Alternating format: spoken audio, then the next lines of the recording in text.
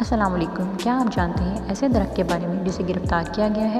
کیا آپ جانتے ہیں پہلی جنگ عظیم سے دوسری جنگ عظیم تک فوجی کیوں دیتے رہے اپنی ایک انگلی کی قربانی؟ کیا آپ جانتے ہیں ایک ایسے آسٹریلوی چور کے بارے میں جسے قید کرنا تھا ناممکن؟ آج کی ویڈیو میں آپ دیکھنے والے ہیں ایسے بہت سے حقائق جو آپ کو حیران کر دیں گے۔ حقیقت پر مبنی واقعات سے باخبر رہنے کے لیے سبسکرائب کریں ہمارا چینل ٹرو ٹاک اور بیل آئیکن پریس کرنا مت بھولیے گا تاکہ ہماری لیٹسٹ ویڈیو آپ تک پہنچتی رہے۔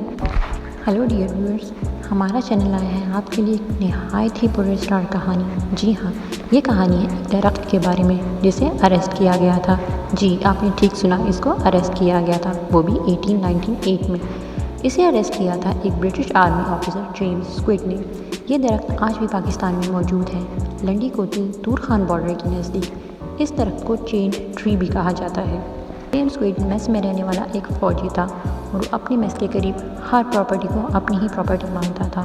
ایک رات جب وہ میس میں واپس آ رہا تھا، وہ اس قدر شراب نوشی میں دھت تھا کہ اسے ایسا محسوس ہونے لگا کہ یہ درخت حرکت کر رہا ہے۔ جی ہاں، آپ نے ٹھیک سنا، اسے ایسا معلوم ہو رہا تھا کہ یہ درخت حرکت کر رہا ہے، اور اس نے سزا کے طور پر اس درخت کو قید کروایا اور اس پر لیبل لگوایا that you are under arrest.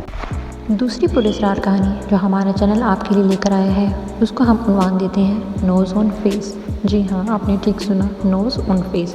پہلی جنگ عظیم اور دوسری جنگ عظیم کے دوران ہاتھ کی انگلی کا استعمال کیا جاتا تھا جھڑ چکی یا کٹ ہوئی ناک کو دوبارہ سے شکل دینے کے لیے۔ جیسا کہ آپ اس تصویر میں دیکھ سکتے ہیں کہ مریض کو ایک نئی ناک تو مل جاتی تھی مگر ایک انگلی کے نقصان پر۔